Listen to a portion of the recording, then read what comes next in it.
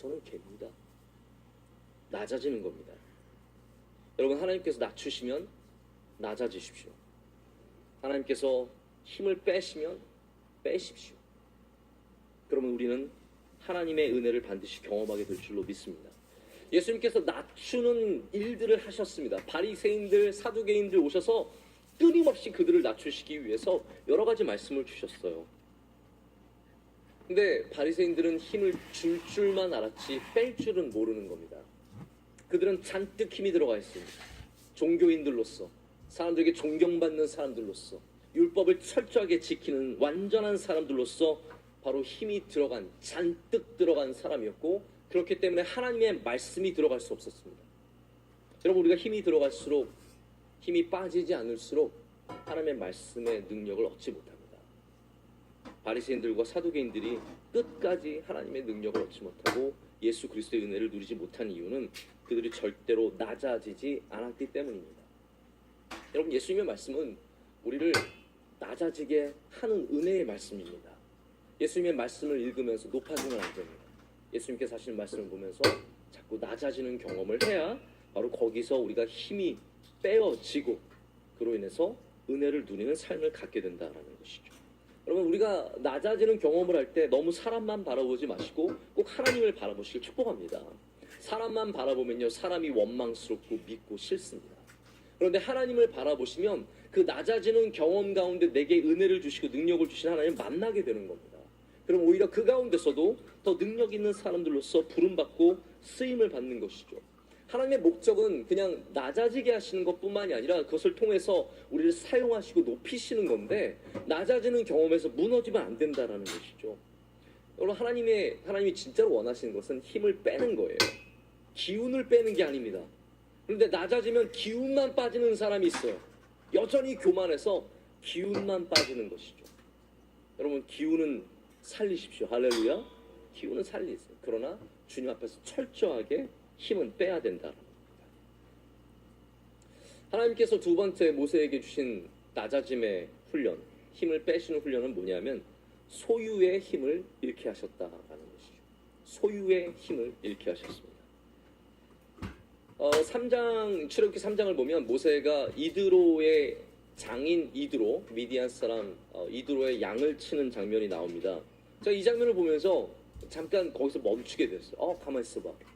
이 양이 누구 거지? 라는 생각을 갖게 되었습니다. 이 양이 누구 거냐면요, 모세 게 아니에요. 지금 모세는 미디안 광야에 가서 아내 십보라를 만난 다음에 결혼을 했는데 그가 치는 양은 그의 장인의 양이에요. 그의 양이 아니다라는 것이죠.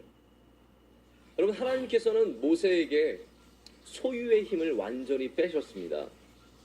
그는 그의 장인의 양을 쳤습니다. 그의 것이 없습니다. 힘줄 게 없습니다.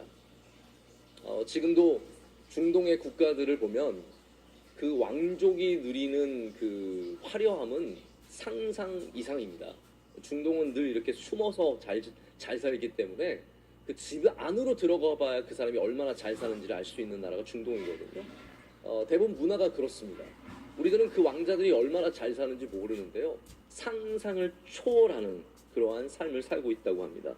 왕자, 사우디 같은 경우도 왕자가 수백 명이죠. 왕가가 너무 크다 보니까 수백 명입니다. 하지만 모든 그 왕자 수백 명이 대부분이 최고급 승용차와 최고급 요트와 어마어마한 부를 누리고 있다는 것이죠. 여러분, 당시 이집트는, 당시 애굽은 지금의 많은 부를 누리는 중동의 국가와는 비교할 수 없는 힘과 부를 가진 나라였습니다. 생각해 보십시오. 지금 중동은 부를 갖고 있지만 특별한 힘은 없습니다. 그러나 애굽은 군사력과 문화와 과학과 모든 면에서 세계 최고의 힘을 가졌던 그러한 나라였다라는 것이죠. 그 나라의 왕자가 아무리 이렇게 입양된 왕자라고 할지라도 그가 누렸던 부와 소유의 힘은 아마 어마어마했을 것입니다. 그가 얼마나 편안한 삶을 살았겠습니까?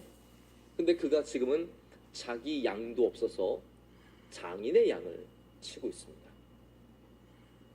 하나님은 모세의 소유의 즐거움마저 빼앗아 가셨습니다. 소유의 즐거움이 우리 삶에서 얼마나 크고 중요한지 모릅니다. 소소한 기쁨으로 소유를 이 즐기는 분들이 얼마나 많으십니까? 인터넷에서 소소한 거 하나씩 이렇게 클릭하면서 집으로 주문하시는 분들이 그 기쁨이 있거든요. 소유, 내 거 택배가 날라오는 그 기쁨이 있거든요. 제가 저희 사무실에도 가끔 가보면 택배가 쌓여 있습니다. 제가 조사를 합니다. 누가 뭘 이렇게 많이 시켰나? 제가 보면 꼭 주범이 한두 명 있어요. 자주 뭔가를 요즘에 보면 뚝 떨어졌어요. 돈이 없어졌는지 아니면 흥미가 사라졌는지 모르겠지만 요즘에는 별로 택배로 저희 교육자들이 뭘 주문하는 게 없더라고요. 꼭 주문해서 뭔가를 사는 기쁨을 누리는 사람들이 있습니다. 쇼핑센터 가서 이마트 가서 뭐라도 하나 사야 기분이 풀리는 사람들이 있죠. 근데 하나님께서는 그 소유의 힘마저 빼시는 겁니다. 소유의 기쁨이 아니라 하나님을 만나는 기쁨을 가르쳐 주시기 위해서입니다.